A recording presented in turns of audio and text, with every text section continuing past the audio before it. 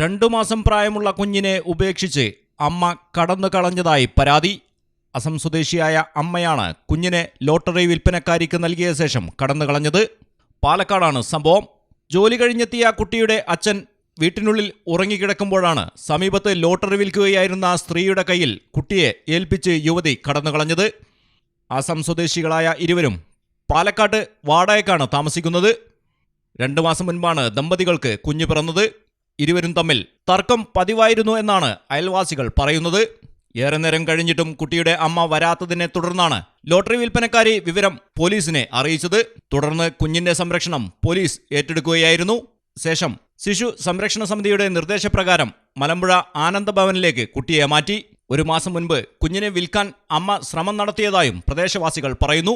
ഒളിവിൽ പോയ അമ്മയ്ക്കായി പോലീസ് അന്വേഷണം ഊർജിതമാക്കി. മലയാളം ടെലിവിഷൻ, പാലക്കാട്. നാട്ടിലെവിടെയാണെങ്കിലും കാലാവസ്ഥ എന്താണെങ്കിലും സിമെന്റ് JSW കോൺക്രീറ്റ് HD തന്നെ. നാട്ടിലെവിടെ?